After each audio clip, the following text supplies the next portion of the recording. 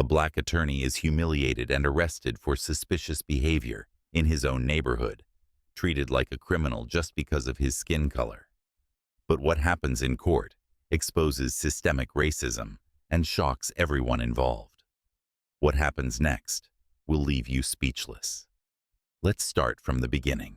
The sun is setting over Glenridge, casting a golden glow across the pristine streets of the affluent suburb. The air hums with a quiet serenity as 34-year-old Malcolm Turner jogs at an even pace, his breaths measured and rhythmic. Dressed in lightweight athletic wear, a moisture-wicking t-shirt and running shorts, Malcolm's every movement is purposeful. A dedicated fitness enthusiast, he is training for a charity marathon to raise funds for underprivileged youth, a cause close to his heart. His earbuds hum with soft music, accompanying his steady strides as he moves past gated mansions with perfectly manicured lawns and high-end cars parked in pristine driveways. Nearby, a white couple is walking their golden retriever along the winding paths of a well-maintained park. Their conversation dwindles as they notice Malcolm jogging past. The woman tugs her husband's arm, her voice dropping to a whisper. "Do you know him?" she asks, her eyes narrowing with suspicion. Her husband shakes his head, muttering something about not recognizing him. As Malcolm disappears from sight, the woman hesitates, clutching her phone. A sense of unwarranted unease overcomes her. She dials 911 and reports, in a shaky voice, there's a suspicious man in the neighborhood, lingering near homes. Minutes later, the tranquility is shattered by the blaring sirens of a patrol car. Officers Ryan Malloy and Steve Carter, both notorious for their no-nonsense and aggressive methods, arrive on the scene. Spotting Malcolm near the park's edge, they swiftly approach, their hands resting on their holsters. Malcolm stops, confused but composed, removing his earbuds to address the officers politely. He explains his presence. He's jogging in preparation for a charity marathon. The officers, however, aren't satisfied. "You fit the description of a suspect we're looking for," Malloy declares, his tone icy. Malcolm, now growing uneasy, calmly questions their reasoning. But his inquiries only escalate the situation. Within moments, Malcolm finds himself handcuffed, his wrists pinched by the cold metal. Neighbors stop and stare, some whispering, others pulling out their phones. Forced into the back of the squad car, Malcolm's humiliation is palpable, his dignity stripped away in a single unjust moment. Under the harsh fluorescent lights of the precinct, Malcolm Turner is escorted through cold, sterile hallways. His belongings, a pair of high-tech earbuds, a smartphone, and a fitness tracker, are taken from him and labeled as evidence. An officer mutters that they might be stolen goods, further perpetuating the false narrative. Malcolm calmly states his credentials, explaining that he is a respected attorney with no criminal history. But his words are met with sneers. "You're just playing the victim," Officer Carter remarks with a smirk, leaning casually against the booking desk. Malcolm holds his composure, but the humiliation cuts deep. Back home, Simone Turner paces the living room, her anxiety growing as the hours tick by. She had expected Malcolm back well before dinner. Unable to reach him, she opens the running app they both use and sees his last tracked location, the Glenridge Police Precinct. A knot forms in her stomach. Immediately, she calls Vanessa Ortiz, a family friend and investigative journalist. Upon hearing the situation, Vanessa assures Simone, "I'll start digging. Stay calm, but don't let this slide." Meanwhile, Malcolm is placed in a freezing interrogation room, the air heavy with hostility.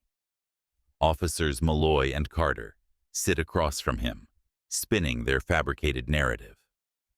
"We caught you casing homes," Malloy accuses.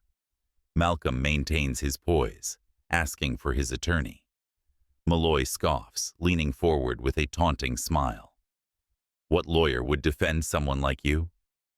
The words are laced with disdain, but Malcolm refuses to rise to the bait. The next morning, Malcolm appears before a judge, shackled and visibly exhausted. The charges read, trespassing and loitering. Bail is set at an exorbitant amount, a deliberate move to intimidate. Simone, now accompanied by Vanessa, arrives with the funds. As Malcolm walks out of the precinct, his expression is resolute. Turning to Simone, he says quietly, "This isn't just about me anymore. I'm going to fight this, for every man who's been treated like this."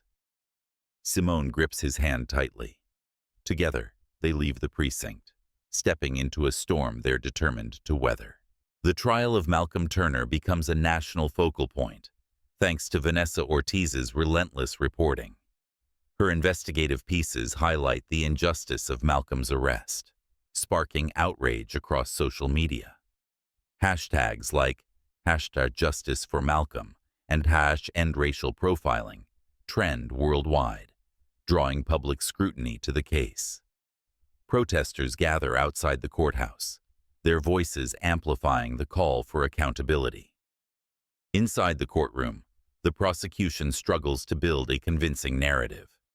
Their evidence relies heavily on the officer's testimony and the 911 call, both of which lack substance. The 911 caller's vague description of Malcolm as suspicious fails to align with any actual criminal activity, and the officer's version of events is riddled with inconsistencies. Malcolm's defense attorney, Evan Rosenthal, a seasoned litigator with a reputation for dismantling weak cases, meticulously unravels the prosecution's claims. He presents footage from Malcolm's fitness tracker, showing his precise jogging route and pace, debunking the accusation that Malcolm lingered near homes. The data paints a clear picture. Malcolm was simply jogging, as he'd repeatedly stated. The turning point comes when Vanessa uncovers damning information about Officer Malloy's past.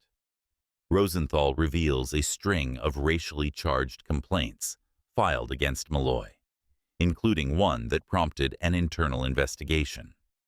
The evidence casts doubt on Malloy's credibility and exposes a pattern of racial bias within the police department. When Malcolm takes the stand, the courtroom falls silent. He speaks with measured confidence, recounting his achievements: a Harvard law graduate, a pro bono advocate for civil rights, and a keynote speaker at prominent legal conferences. His testimony crescendos into a powerful critique of systemic bias. If someone like me, educated, law-abiding, and committed to justice, can be reduced to a criminal simply because of my skin color, what hope does that leave for others? The words hang heavily in the air, striking a chord with everyone present. The defense concludes with character witnesses, the CEO of a top law firm and a respected community leader. Both affirm Malcolm's integrity and dedication to justice.